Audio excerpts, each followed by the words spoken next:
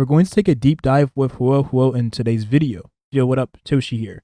I have not been this excited for a character since the release of Silverwolf, so you can tell that this character has a lot going for her just because of how much she excites me.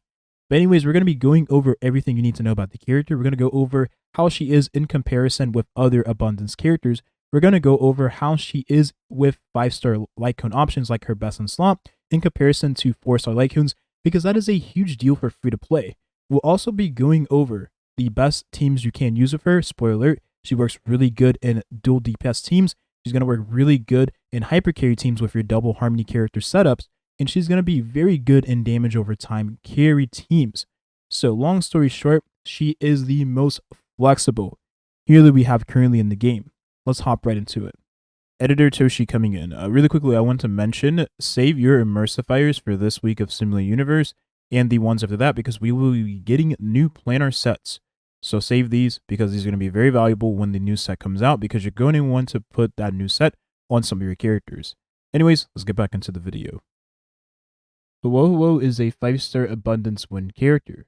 So her being wind means she's going to have a element that is kind of rare in Honkai story right now. The other wind characters we have is Bronya, Blade, and Denheng. Denheng you probably don't use. Blade is a limited character, and Bronya is a standard banner character that is kind of hard to achieve if you're not, close to your 300 pity pool. Now Huo Huo with her basic attack deals a portion of her max HP as damage to the enemy. Now this doesn't matter too much. The toughness breaking is nice, right? The single target damage, but you're not going to look at building her as a damage dealer because she is mostly a healing and cleansing character. Huo Huo's elemental skill does dispel a debuff from an ally and restores that ally's HP by a portion of Huo Huo's max HP. She used to be an attack scaling healer, but then she was changed to an HP scaling one. This is a much nice needed change because it makes the character more tanky overall and helps with getting all of her other stats in check. With that same elemental skill, she also does heal adjacent allies from that single ally. So if you put the ally in the middle of two other allies, then those other allies on the side will be healed as well by a portion of what that main ally was being healed with. Her ultimate regenerates energy for all allies, excluding Huo Huo herself. Now this is kind of a detriment, if I'm being completely honest here, because it makes getting her ult a lot slower. But there is other ways of getting her ult quickly, and we'll talk about that in this video. But all you need to know is that you're going to get her ult a lot more slower if this didn't exist in the first place. But don't worry, this is like this for every other character in the game. Bronya, for example, she's not able to get the combat readiness or the action forward by using the elemental skill on herself. She was able to do that in the past, but then it was changed. And other characters of the sort that are not able to buff themselves and give themselves, the buffs that they would give to allies, right? Huo Huo's ultimate does not heal, so this is going to be the first ultimate in the game. Well, luocha's ultimate doesn't heal either, so never mind. It's going to be an ultimate just like luocha's that does not heal, but instead it gives energy to all the allies. That is a percentage of their max energy, and then it gives those allies attack percentage as well, and that lasts for 2 turns. So the 2-turn buff duration is kind of a little annoying. I wish it was 3 turns, but 2 turns is still really good nonetheless. If you take into consideration the amount of attack she does buff is a pretty nice amount. So the energy and the attack percentage she does give to the team is not going to apply to Huo Huo herself. Now the attack portion, you don't really care about that on Huo Huo anyway. She's a max skilling HP character, but the energy regeneration definitely does suck not getting it on her. But I can see why, because she would get her ult much more faster, and the turn cycling between ult and the rotations would be a lot more crazy. Now Huo Huo does have a special talent. It's going to be called Sacred Life. Now, whenever she uses a skill, she will gain Sacred Life, and this is going to be dependent on her own turns. So think of this like Fu Xuan's elemental skill, right? The HP increase she does give to the allies, the CC blockage that does last for 1 hit, but all the other buffs, the crit rate buff, is dependent on Fu Xuan's turns, the damage mitigation as well. So Huo Huo's Sacred Life buff is going to be the same thing. Basically what this is whenever an ally uses their ultimate, they're going to heal based on a portion of Huo Huo's max HP. Think of it like bailu invigoration, but the reverse of that. Whereas when the allies are hit, they heal, but instead of being hit, they will be healing themselves whenever they use their ultimate. So furthermore, whenever an ally does heal from the Sacred Life and they have a debuff, they are cleansed from that debuff, and this goes up to a certain amount of turns before Huo Huo actually does use her elemental skill again. So she has a lot of cleansing capabilities packed into her passive, and her overall elemental skill. She's going to be cleansing every single debuff from all your allies. And in the team of Huo Huo, you should never have any debuffs whatsoever, right? You should never have any debuffs. So one of Huo Huo's talent allows her to get energy whenever an ally is healed from her passive. So the Sacred Life passive she has that heals allies whenever they use their ultimate. Well, every time your ally uses their ultimate or they trigger that passive, then Huo Huo is going to get energy, depending on whatever ally uses the ultimate. So this is a stacking mechanic. And, if you have 3 allies using their ultimate in a rotation, well, then Huo Huo is going to get energy for every single ally that uses their ultimate. This is very good for the character because it makes getting her ult much more faster. Now, her lightcone is a game changer.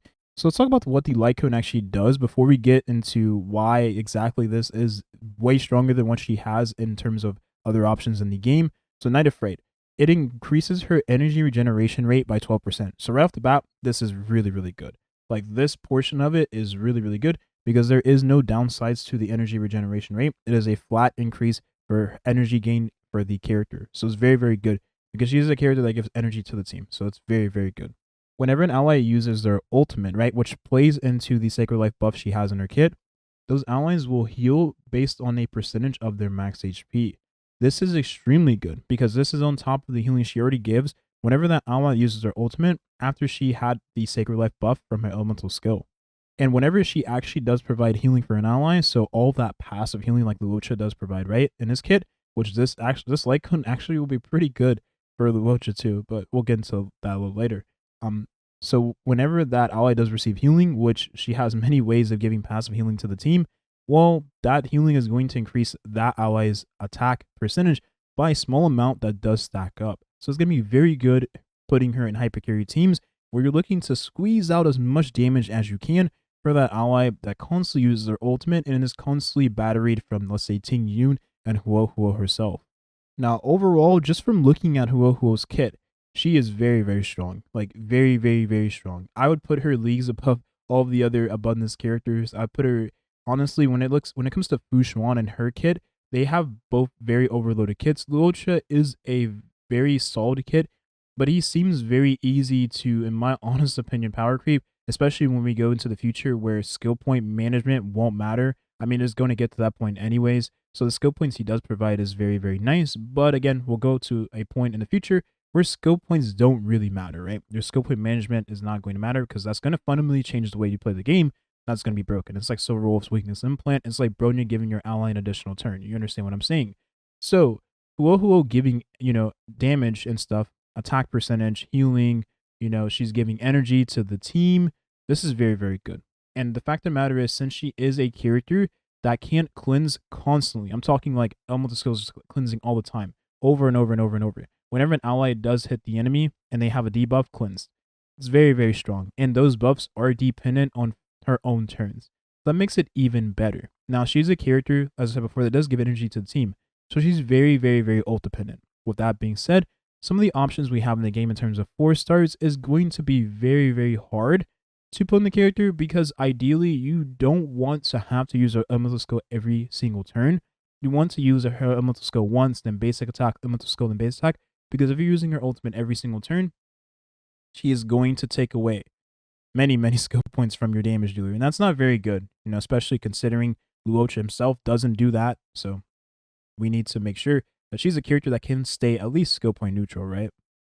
So post-up conversation is actually not going to be that good on Huo Huo because you don't unlock the second half of the passive because Huo Huo does not do any healing with her ultimate. So the way this lightcone works, you have to heal with your ultimate in order to get the increased outgoing healing bonus. That doesn't count towards future turns, right? So let's say you use your ultimate and you heal with all of your other skills and stuff. You're not going to get that increased outgoing healing on those skills just when you use your ultimate for that single instance. So she doesn't get the second half of the passive, but the energy regeneration rate is extremely good in the character. But there is other options in the game that can outclass this in many scenarios and presents himself as being very good for the team overall. So the thing is about quid pro quo. This lightcone, you do get many refinements from easily the Memories of Chaos, right? You can buy these in the shop. You get this from weekly boss runs, so you'll be getting maxed out, copies of this really easily. The best thing about this, though, is that it's really good in hypercarry teams because that ally that's using their ultimate constantly, like let's say Seele in the hypercarry teams with Ting Yun and Huo Huo herself, you're going to be using that ultimate from that ally super often, right? Ting Yun giving energy with her ultimate, Huo Huo giving energy to the team and energy to Ting Yun, right? Which is then funneled more to Seele or any other hypercarry damage dealer. And then you're getting energy from Quid Pro Quo, which if you're using the ultimate constantly on that damage dealer, you're going to get even more energy, which is 16. That's a nice amount for that ally. Every time this, character takes, and Huo Huo in this case, takes their turn, and that ally has less than 50%, right? If you're using ultimate constantly, you're getting more turns with Seele, your turn cycling, you're going to be getting your ultimate faster, using it, and you will be meeting that threshold needed to get this extra energy. So this could be a very nice light cone, but I would say this is very good at high refinements, and it's very good in situations where your characters are really well built. Like for instance, if your Seele is extremely well built and you're going to be killing enemies, getting additional turns, getting more energy, this light cone will be really good because you'll be having that less than 50% threshold because you'll be using your ultimate more often. Now, this is going to be the best light cone to use on Huo Huo because it does not only increase the outgoing healing of the character, which is very, very good for any healer in the game, but it also regenerates energy for all allies whenever you use your elemental skill. Now, this does go up to Refinement 5, right? In Refinement 5, it does give 4 energy to every single ally. That's extremely good because this energy counts towards the healer, right? So Huo Huo herself is getting that extra energy. So you can compare this to, let's just say, energy regeneration rate, right? If you're planning on using Huo Huo as a skill point negative character, right? I hope you don't, but let's say you use her as a skill point negative character, then you're going to be getting so much energy. This is very, very good. Giving so much energy to the team and energy to herself. She becomes a much better battery, right? And she becomes a better battery for herself, even if you don't have the energy regeneration rate portion of this light cone. But if I'm being completely honest here, this is the first time a light cone for the character has been a lot more appealing than all the other options in the game. But Shared Feeling is going to come close as being the best option for the character overall because of the healing she gives with the outgoing healing bonus and the energy she does give to the whole team. That is extremely good. Now let's compare it to Bailu. How is Huo Huo compared to Bailu? She pretty much blows Bailu out of the park. Now, if you remember from Genshin Impact Chi-Chi, for instance, Chi-Chi is a character that needed to do more than just healing, right? We can compare Chi-Chi to Bailu, for instance, whereas in the beginning of the game, Chi-Chi was actually pretty valuable because you needed healing. You didn't have any ways of, surviving if you didn't have better heals, right? Maybe you didn't have Venti, so you didn't have the ways of clearing mobs faster. So Chi-Chi was a much better character because in the beginning of the game, we probably had skill issue across the board, right? But as time went on, you got better gear, your teams have gotten better, more investments into your characters. The healer character, Chi-Chi in this case, has gotten less valuable. And we could say the same for Bailu. Bailu is a character that has gotten a lot less valuable, especially when you come to the point where your characters are so well geared, you don't need a healer at all. But however, Bailu is a very nice character to use against enemies that hit extremely hard. The giant ape, jumps and just absolutely, RKOs one of your allies and then more than half their HP, maybe even one shot for that ally, depending on how much HP you have built in that character. Bailu can decrease the damage massively if the ally dies. On top of that, she can revive them. So she's very valuable. That enemy doesn't have any CC. So that makes her extremely good in scenarios like that.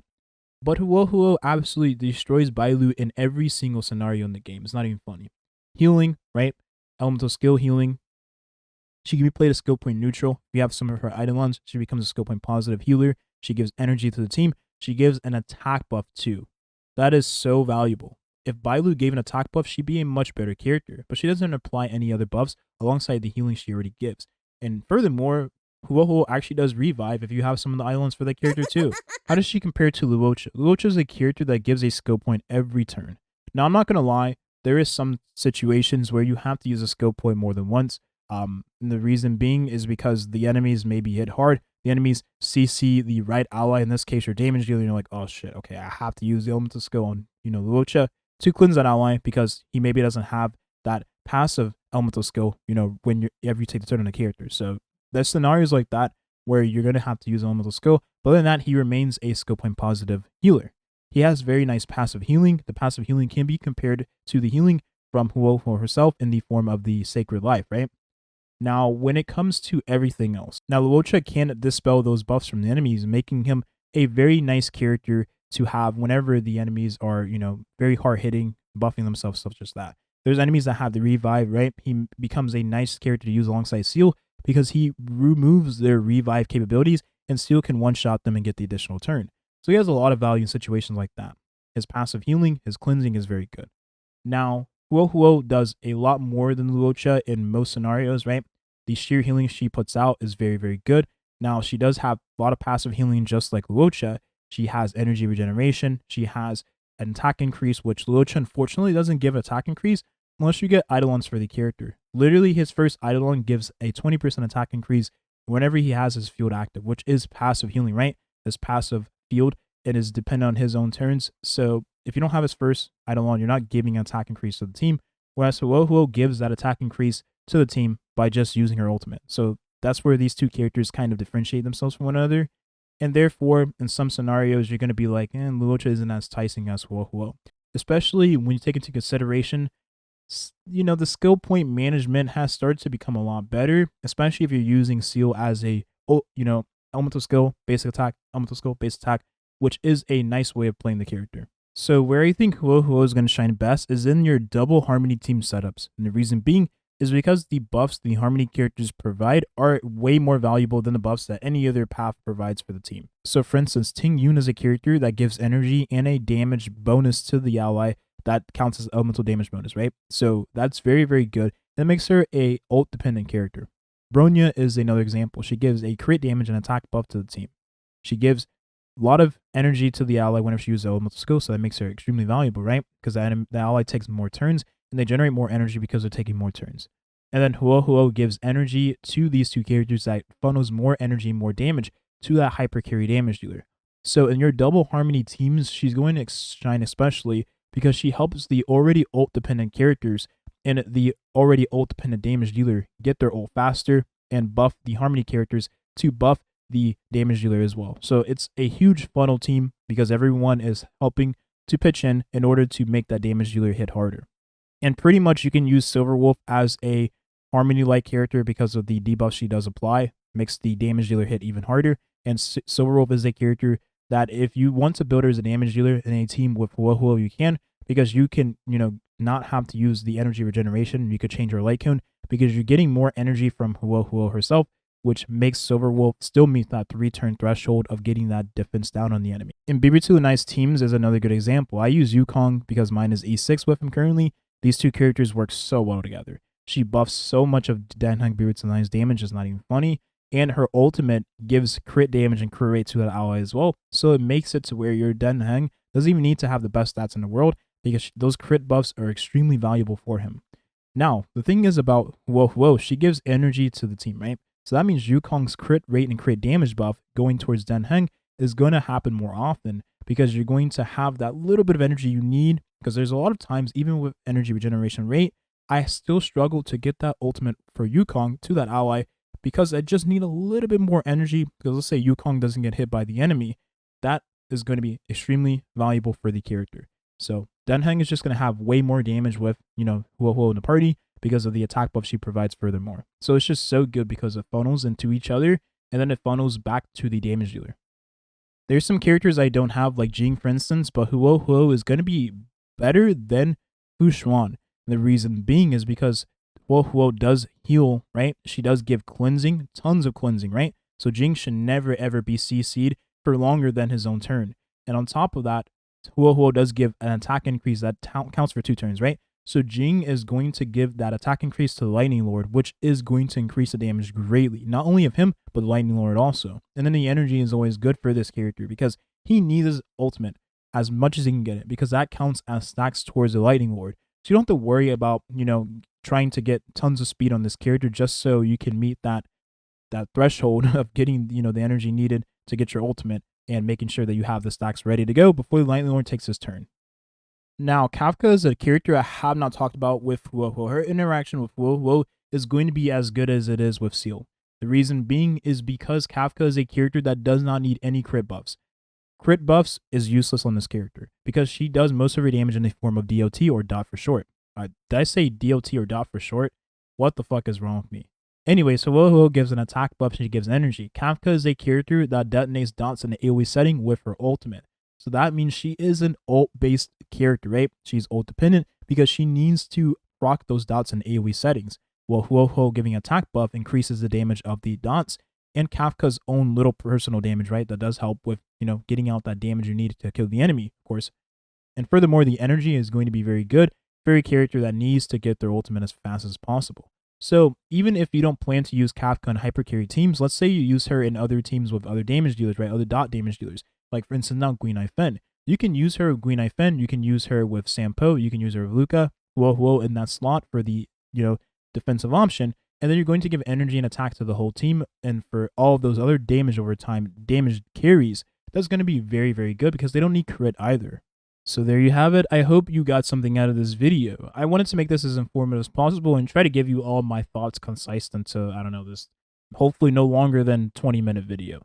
But that's going to be the video here. Now, real quick TLDR, when it comes to the lightcone for, I can't believe I just said, well, that's going to be the video here. And here I am extending the video by another 1 to 2 minutes. Well, Huo Huo's 5-star lightcone is going to be really, really good on the character.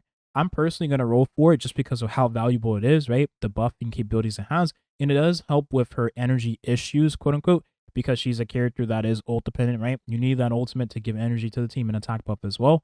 So having that energy regeneration rate and all the other buffs is very valuable. However, shared feeling, the 4-star lightcone with max refinements is extremely good in the character, right? You're giving energy to the whole team. That is extremely good. For a character that's going to use her elemental skill more than once, right? You're using elemental skill, maybe a base attack, but maybe use it every single turn. That energy given to the team is going to be so freaking good. So good. So, therefore, you don't necessarily need her 5-star lightcone because there is a 4-star option that does exist. But if you don't happen to get that 4-star lightcone, then quid pro quo is still pretty decent. And post-op conversation may not be the best on the character, but the energy regeneration rate is still good for ult-dependent characters, right? Like herself. That energy and that attack increase is going to be extremely good for hypercarry teams. And considering that energy, regeneration for any ally is very, very hard to come across of because we only have it in the form of lightcones, we have it in the form of Ting Yun, and we have it in the form of Huo Huo now, it's going to be a lot more less of this given out in the future just because, look how long it took for us to get another character that gives energy to the team or ally. So that's why Huo Huo has a lot of value because she is of a rare, harmony-like, buffing category where she gives energy and she gives an attack increase as well, which is very different from any other abundance or defensive option we have in the game currently. It's kind of like Fushuan when she released and, the CC blockage, the damage mitigation, the crit rate buff, and the, giving your allies more HP, making them more tanky.